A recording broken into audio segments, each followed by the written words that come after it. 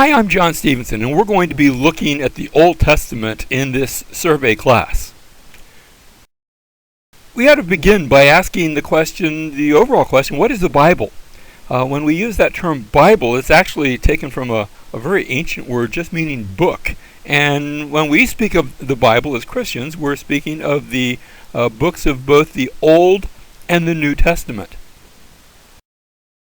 Now that brings up the question, how do we know that the right books are in the Bible? You know, a number of years ago, National Geographic, I think maybe they were going through a slow news cycle, and they came out with an article on the Gospel of Judas, as if that was some new discovery. It wasn't. It had been around for quite some time.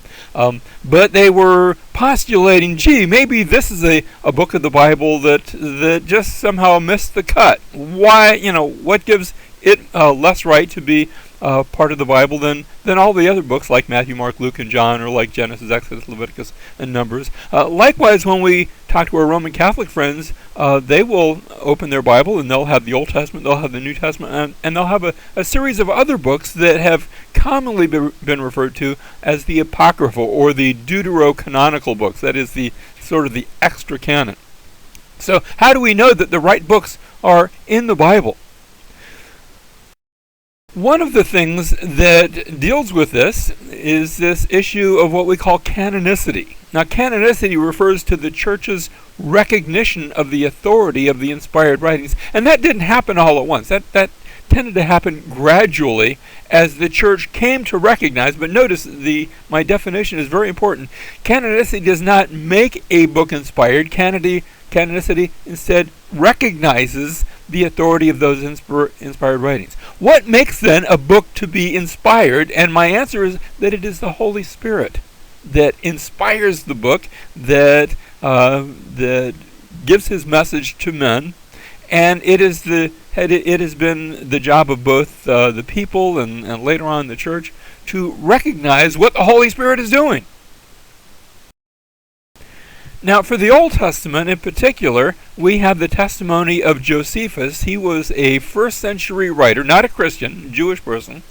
And in defending Judaism, he says, "For we have not an innumerable multitude of books among us, disagreeing from and contradicting one another as the Greeks have, but only 22 books." And you say, wait a minute, John, aren't there 39 books in the Old Testament? Well, there are, but when he speaks of the 22 books, the Jews counted those books differently. For example, they were the same books, but for example, we refer to the minor prophets, and they just referred to that as one book. They called it the 12. Because there were 12 prophets in there. Likewise, we speak of 1st and 2nd Samuel, or 1st and 2nd Kings, or 1st and 2nd Chronicles. Each one of those they only counted one time. There was just the book of Samuel and the book of Kings and the book of Chronicles. And not sure exactly why, but Ezra and Nehemiah, probably because they are sort of I guess a pattern, or let me call them a box set. Ezra begins the story that is completed in Nehemiah, and they counted Ezra and Nehemiah as one book. So when Josephus talks about the 22 books, he's talking about the same books that make our 39 books of our Old Testament. And so he says they only have 22 books which contain the records of all the past times, which are justly believed to be divine. That is, they're from God. Now he's saying this in his book Contra Appian.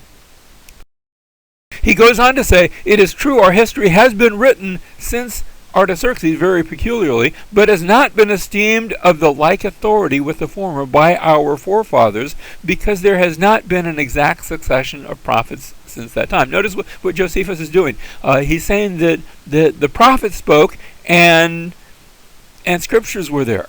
It was the scriptures that came about from the speaking of the prophets. But there came a time when the prophets stopped speaking, when there were no prophets, and so therefore those writings that came after that, like what we call the Apocrypha, they were not bad writings. They told the story of what took place after the close of the Old Testament canon, but they were not esteemed by the Jews to have the same authority as the Scriptures, because they had not been given by prophets. That means our English Old Testament can be divided into several phases, I guess, several sections. First of all, there are those books that we call the Pentateuch. Now, Penta just means the five, so these are the 5 books: Genesis, Exodus, Leviticus, Numbers, and Deuteronomy. Same books that the And when we look at the Hebrew Bible, it's going to refer to that as the Torah. Next come the historical books. And the historical books go from Joshua, Judges, Ruth, 1st and 2nd Samuel, 1st and 2nd Kings, 1st and 2nd Chronicles, Ezra, Nehemiah, and Esther. And they tell the rest of the history of the Old Testament period.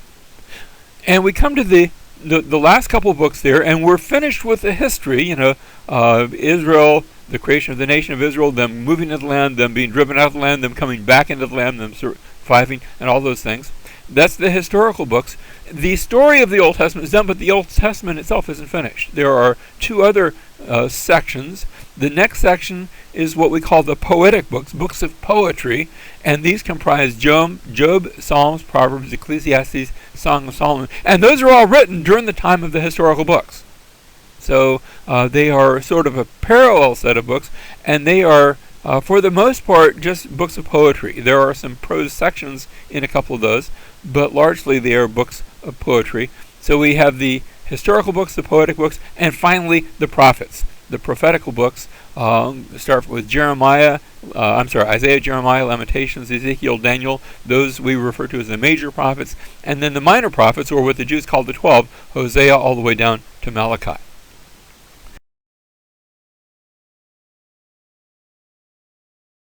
Now, the Hebrew Bible has exactly the same books, but they are arranged in a different order. We start off with the Torah, which corresponds to the Pentateuch, again, Genesis through Deuteronomy. Then we have the prophets, the way you say that in Hebrew is the Navi'im, the prophets. And what they refer to as the prophets includes what we described as the historical books, but it also has some of the prophets as well. So Joshua, Judges, Samuel, Kings, Isaiah, Jeremiah, Ezekiel, and the 12, that is what we call the minor prophets. So I have the Torah, which just means the law or the instruction, the prophets, the Navi'im, and finally the writings, the way you say that in Hebrew is the Ketuvim. These are the writings, Psalms, Proverbs, Job, Song of Solomon. Those are parts of what we call the historical books, but also then Ruth, Lamentations, Ezekiel, Esther, Daniel, Ezra, Nehemiah, and Chronicles. Those are all considered to be a separate section, part of the writings.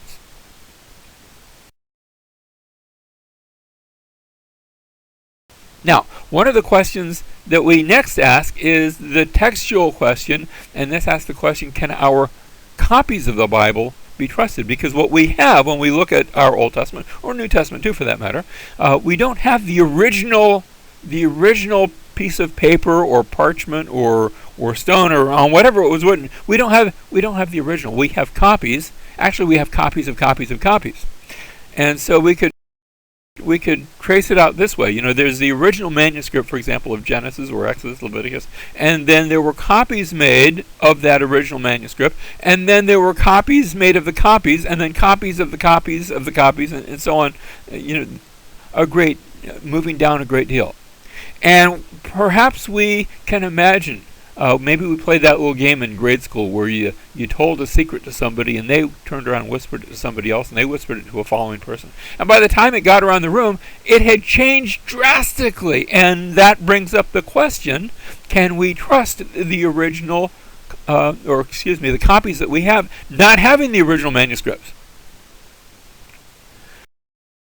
One of the things that has helped us along the way was back in 1947, some shepherds were at a place called Qumran by the shores of the Dead Sea, and you can even from here on this picture you can see some of the caves that are there. And a shepherd boy was looking for a lost goat, and he took a rock and threw it into one of those caves, expecting to hear a bah and maybe a goat would come running out. And instead he heard a crash, tinkle, tinkle, and he said, "That's odd." And he and a friend the next day went up and searched that cave out, and they found some pots, one now broken with a rock in it, but they contained scrolls. So these were the famous Dead Sea Scrolls.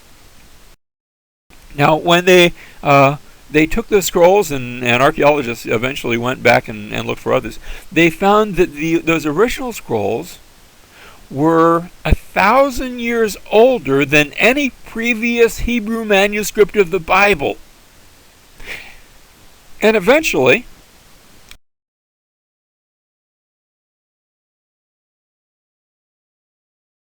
like I said, they went back and they searched for, other scrolls. They thought, well, gee, these might not be the only ones here. And so in these mountains along the Dead Sea. They ended up finding scrolls in about, I think it's 15 to 17 different caves. Maybe more, maybe a few more now. So that they found copies, at least portions of copies, of nearly every book of the Old Testament. And a study of comparison was made to compare that newer find, actually that ancient find, it was new to us, but that those ancient manuscripts with the oldest manuscripts that we already had. And although there were some occasional subtle differences, usually when you might have a number, somebody might have written 40 instead of 4, or things like that, they were amazingly accurate. Very little difference. Also some spelling differences and things like that. But largely the bigger message was unchanged. It was amazing how accurate, spanning 1,000 years, how accurate the manuscripts were. The copies that we had were very, very accurate.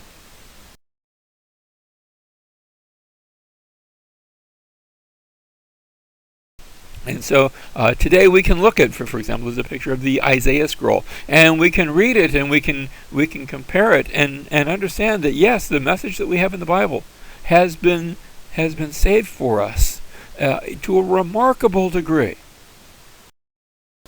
Now, next we approach the question of hermeneutics. Hermes was the Greek messenger god. The Romans called him Mercury, and that's where we get the name for that planet that goes so fast around the sun because it's so close to the sun.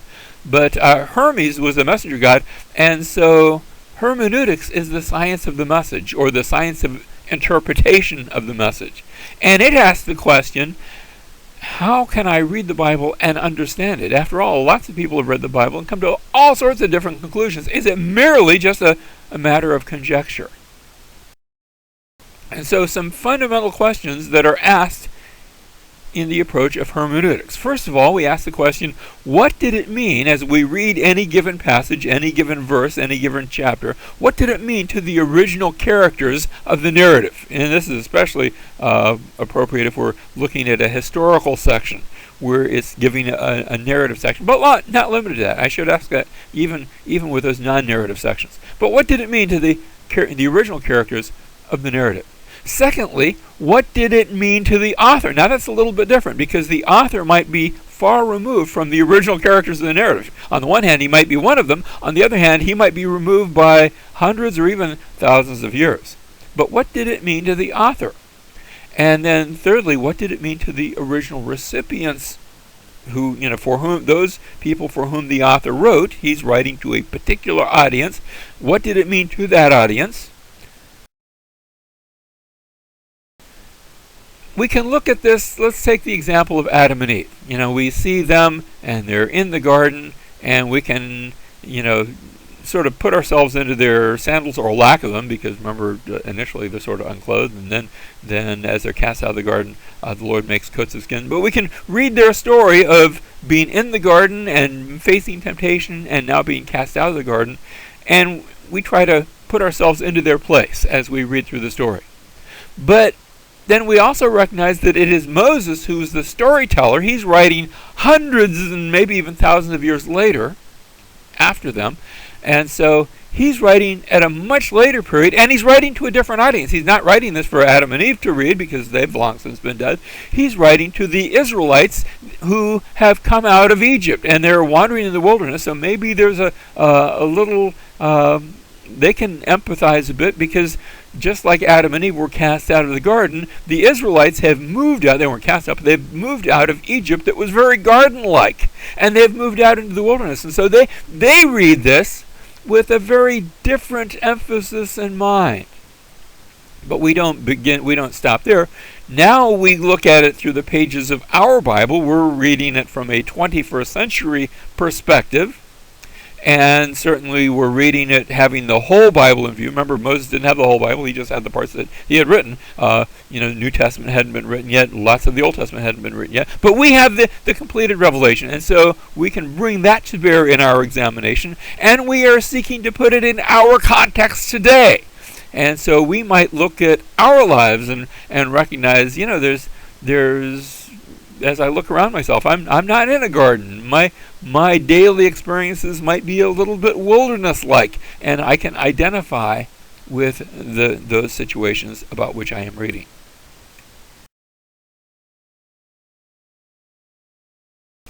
So, what did it mean to the original recipients? Next, I ask, what does it mean in light of New Testament revelation? Because the New Testament gives us greater insight, gives us a running commentary on the Old Testament, and it explains to us in greater detail as God has continued to reveal himself and his plan and his program.